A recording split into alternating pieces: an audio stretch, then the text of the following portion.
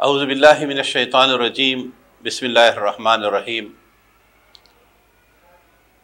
या अय्युहल्लज़ीना आमनू कुतिबा अलैकुमुस सियामु कमा कुतिबा अलल लज़ीना मिन क़ब्लिकुम लअल्लकुम तत्तक़ून। इंतहाई मुअज़्ज़ज़ सामीन, अल्लाह रब्बुल आलमीन ने मुझे और आप पर एक मरतबा फिर रमज़ानुल मुबारक की इन मुबारक साअतों में अपनी दीनी और रूहानी ग़ज़ा का इंतज़ाम करने का मौका इनायत किया है, जिसमें एक तरफ तो हम दिन भर रोज़ा रखते हैं, तरावी की नमाज अदा करते हैं, कुरान हकीम सुनते हैं और दिन में अलग से जब भी मौका मिलता है तो तिलावत की सआदत हासिल करते हैं। इस दफ़ा हम सहरी की औकात में, जब हम सहरी कर रहे होते हैं या सहरी से फारिग हो चुके होते हैं और ये कुछ लम्हात हमें मुयस्सर होते हैं फजर की नमाज से पहले, जिसमें हम नेकी की कोई एक बात याद कर लें, सुन लें और अपनी दुनिया और आखिरत को संवार लें। असालीब स्टूडियो में हम आपके लिए रसूल अकरम सल्लल्लाहु अलैहि वसल्लम के अहदीस मुबारका सुन्नत नबवी के सबसे मुस्तनद ज़ख़ीरे बुखारी शरीफ की किताब उस्सौम के एक एक बाब, यानी ये अब्वाब तो ज़्यादा है लेकिन हम उनमें से रोज़ाना एक बाब पर 10-12 मिनट की गुफ्तगू करेंगे, ताकि हम जहाँ कुरान हकीम से वाबस्ता होते हैं, समझने की कोशिश करते हैं, वहाँ पर हम सुन्नत मुतहरा को, अहादीस मुबारका को, नफ़हात नबवी सल्लल्लाहु अलैहि वसल्लम को भी सीख सकें। गो इस रमज़ान में हम कुछ वक्त सोहबत कलाम नबवी सल्लल्लाहु अलैहि वसल्लम गुजारेंगे। आज पहले दिन बुखारी शरीफ की किताब उस्सौम यानी रोज़ों के चैप्टर पे उन्वान से इमाम बुखारी ने जो कुछ जमा किया है, उनमें से पहले बाब को समझेंगे। इमाम बुखारी रहमुल्लाह ने इस पहले बाब का उन्वान रखा है बाब उजूब सौम रमज़ान, कि ये बाब है रमज़ान के रोज़ों के वाजिब फ़र्ज़ होने के बुनियाद पर। और इस बाब में इमाम बुखारी ने सबसे पहले तर्जुमतुल बाब ही के तौर पर उन्वान के साथ कुरान हकीम की इस आयत को ज़िक्र फरमाया, जो मैंने शुरू में तिलावत की कि या अय्युहल्लज़ीना आमनू कुतिबा अलैकुमुस सियाम कमा कुतिबा अलल लज़ीना मिन क़ब्लिकुम लअल्लकुम तत्तक़ून। यानी इमाम बुखारी का उस्लूब भी हम समझेंगे कि बुखारी हदीस की किस तरतीब की किताब है। सबसे पहले उन्वान कायम करते हैं, बाब कायम करते हैं, बाब को उन्वान देते हैं, उन्वान में कभी कोई कौल ज़िक्र करते हैं, कभी हदीस के किसी टुकड़े को ज़िक्र करते हैं, कभी कुरान हकीम की किसी आयत को ज़िक्र करते हैं। यहाँ पर बाब कायम किया, बाब के साथ उन्वान कायम किया, बाब उजूब सौम रमज़ान, और फिर कुरान हकीम की ये आयत व क़ौलिल्लाहि ताला या अय्युहल्लज़ीना आमनू। ये तो उसलूब हुआ इमाम बुखारी के तर्जुमतुल बाब का। और फिर इसके बाद इमाम बुखारी रहमुल्लाह हदीस ज़िक्र फरमाते हैं अब्दुल्लाह इब्न उमर रज़ी अल्लाह ताला अन्हु की। जो आयत करीमा ज़िक्र की इमाम बुखारी ने, वो मशहूर आयत है जो हम रमज़ानुल मुबारक में बहुत दुरूस में सुनते समझते हैं, जिसमें अल्लाह तबारक व तआला ने 4 बुनियादी बातें इरशाद फरमाई। पहली बात तो ये या अय्युहल्लज़ीना आमनू, यानी अहले ईमान से खसूसी खिताब, और ये खिताब अल्लाह तबारक व तआला 89 मकामात पर फरमाता है। इसकी बुनियाद अहमियत होती है, शफ़क़त होती है, कभी फ़र्द की अहमियत और कभी उस बात की अहमियत, और कभी फ़र्द से मोहब्बत جس بنیاد پر اللہ تبارک و تعالیٰ خاص بات ارشاد فرماتے ہیں۔ دوسرا حصہ ہے کتب علیکم الصیام، تم پر رمضان المبارک کے روزے فرض کیے گئے، تم پر صوم فرض کیا گیا۔ اور یہ صرف تم پر نہیں بلکہ یہ نعمت، یہ فرض ہم نے عائد کیا اپنے پہلے والے برگزیدہ، اور یہ فرض صرف تم پر نہیں بلکہ تم سے پہلے میرے مقدس، میرے برگزیدہ، میرے انبیاء کے نقش قدم پر چلنے والی جو پہلے قومیں گزری گئی ہے، ان کو بھی میں نے یہ فریضہ سونپا تھا، یہ ذمہ داری ادا کرنے کے لیے متعین کیا تھا۔ گویا یہ تربیت کا، گویا یہ جاننے کا، قرب خداوندی کا اہم ترین ذریعہ ہے۔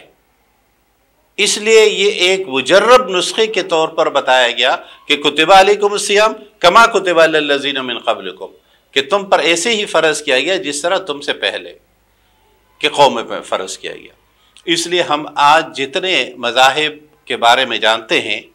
تو اگر شروع سے دیکھ لیا جائے، ہندو مت، بدھزم، جین مت، زرتشت ازم، تو ان سب میں روزوں کا تصور موجود ہے۔ کسی نہ کسی شکل میں وقت کا فرق ہو سکتا ہے، دورانیے کا فرق ہو سکتا ہے، کچھ چیزوں میں سہولت اور کمی بیشی کا فرق ہو سکتا ہے، عورتوں اور مردوں کے روزے میں فرق ہو سکتا ہے، روزے کے مقاصد میں فرق ہو سکتا ہے کہ اس لیے روزہ رکھا جائے، کبھی شکرانے کے طور پر، کبھی نوافل کفارے کے طور پر، کبھی ویسے بخشش کے طور پر، اور کبھی تربیت کے لیے روزہ رکھا جائے۔ یہ دیگر مذاہب کی ہم نے بات کی، خود ابراہیمی مذاہب یعنی عیسائیت اور یہودیت میں بھی روزے کا تصور موجود ہے۔ تو گویا قرآن حکیم کی اس بات کا یہ بین ثبوت ہے کہ تمام مذاہب میں روزہ کسی نہ کسی شکل میں موجود رہا ہے۔ اور یہ ویسی ہی بات ہے جس طرح ایک ڈاکٹر کہتا ہے کہ ہم نے کامیاب جو علاج آپ کا ہو رہا ہے، یہ علاج فلاں فلاں مریض کا بھی ہوا تھا اور وہ ٹھیک ہو گئے تھے۔ تو اس طرح ذہنی، فکری اور نظریاتی امراض کے علاج کے طریقوں میں سے ایک طریقہ ہے صوم کا، جس میں اللہ تبارک و تعالیٰ نے ہمیں 30 دن کی ایک ٹریننگ کیمپ سے گزارتے ہیں، اور یہ ٹریننگ کیمپ ہر سال منعقد ہوتی ہے، اور مسلمان روزانہ فجر سے مغرب تک ان چیزوں سے بھی دور رہ کر جو حلال ہے، انہیں کھانے پینے کی وہ چیزیں جو حلال ہے ان سے دور رہتے ہوئے، تاکہ وہ روزے کے اس اہم فریضے کو سر انجام دے سکیں۔ اور پھر فرمایا کہ ہم نے یہ روزہ تم پہ فرض اس لیے کیا لعلکم تتقون، تاکہ تم تقوی اختیار کر سکو، تاکہ تقوی کی جو صفت تم سے مقصود اور مطلوب ہے، اور وہ کیا ہے؟ دلوں کی تبدیلی۔ تقوی رسول اکرم صلی اللہ علیہ وسلم نے اپنے قلب اطہر کی طرف اشارہ کرتے ہوئے فرمایا التقوی ہا ہونا، تقوی یہاں ہے، دلوں کی تبدیلی۔ ہم دیکھتے ہیں رمضان المبارک میں ہمارے معاشرے میں الحمدللہ مسلمان دنیا بھر میں جہاں جہاں بستے ہیں، ہماری دلوں کی دنیا تبدیل ہو جاتی ہے۔ نمازوں کے ساتھ ہمارا تعلق، خود پورا دن بھوکا پیاسا رہنے کا ہمارا تعلق، 15-16 گھنٹے کی بھوک و پیاس برداشت کرنا، پھر تراویح میں پھر کھڑے رہنا، اور تراویح میں جوانوں کے ساتھ، جوانوں سے بڑھ چڑھ کر ہمارے بزرگ، جن کو عام زندگی میں اگر آپ ویسے 10 مرتبہ اٹھک بیٹھک کرا لیں تو ان کے کمر میں جو ہے وہ تکلیف شروع ہو جاتی ہے، لیکن رمضان مبارک میں وہی ہمارے بزرگ پہلے صف میں اور بغیر سستائے، نوجوان تو پیچھے والے صف میں ذرا تھوڑے سے آرام کر لیتے ہیں، لیکن پورے قرآن حکیم کی سماعت فرماتے ہیں ہمارے بزرگ، ہمارے خواتین۔ یہ سب اللہ کا کرم ہے کہ ہم تقوی کی اس صفت کو اپنے اندر پیدا کرتے ہیں۔ اب یہ سب ظاہری علامات نہیں ہے تقوی کے، اس لیے کہ تقوی تو دلوں کی اندرونی تبدیلی کا نام ہے۔ یہی جو کچھ اعمال صالحات ہم کرتے ہیں، یہ ہم ایک دفعہ کرنے کے بعد جب سال بھر کریں گے، جب سال بھر کا روزہ ہوگا، تو انشاءاللہ ہمارا رمضان کی یہ تربیت کامیاب ہوگی۔ امام بخاری رحمہ اللہ نے جو حدیث اس پہ ذکر کی ہے، اس حدیث کے الفاظ یہ ہے کہ عبداللہ ابن عمر رضی اللہ تعالیٰ عنہما فرماتے ہیں سامن نبی صلی اللہ علیہ وسلم عاشورہ، کہ رسول اکرم صلی اللہ علیہ وسلم روزہ رکھتے تھے عاشورہ کا، یعنی 10 محرم کا روزہ آپ صلی اللہ علیہ وسلم رکھتے تھے، اور یہی طریقہ رائج تھا۔ وہ امر بصیامہ، اور رسول اللہ صلی اللہ علیہ وسلم اس روزے کو رکھنے کا حکم دیتے تھے، یہاں تک کہ فلما فرضا رمضان ترکا، کہ جب رمضان کا روزے فرض ہوئے، رمضان یہ آیت نازل ہوئی اور رمضان کے روزے فرض ہو گئے، تو رسول اکرم صلی اللہ علیہ وسلم نے عاشورہ کا یہ روزہ بحیثیت فرضیت تو ترک کر دیا، نفلی طور پر رکھتے تھے۔ اور بھی رسول اکرم صلی اللہ علیہ وسلم کی سنت مبارکہ رہی ہے کہ وہ آپ صلی اللہ علیہ وسلم ایام 20 کے روزے رکھتے تھے، آپ صلی اللہ علیہ وسلم جمعرات اور پیر کے دن بالعموم روزے رکھتے تھے۔ یہ آپ کا یعنی گویا آپ کا ہفتوار نصاب یہ تھا، ہفتے میں 2 دن، ماہانہ آپ صلی اللہ علیہ وسلم 13، 14 اور 15 کو روزہ رکھتے تھے، یعنی یہ مہینے کی درمیانی دن۔ سالانہ آپ صلی اللہ علیہ وسلم کا نصاب صوم کا یہ تھا کہ آپ صلی اللہ علیہ وسلم 30 یا رمضان اگر 29 دن کا ہے تو روزے رکھتے تھے۔ رمضان کا مہینہ 30 کا ہوگا تو 30 روزے، 29 کا ہوگا تو 29 روزے۔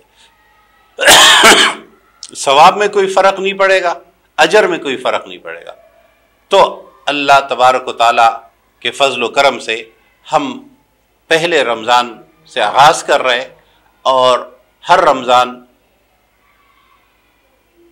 کے اس رمضان کے ہر دن ہم 10 منٹ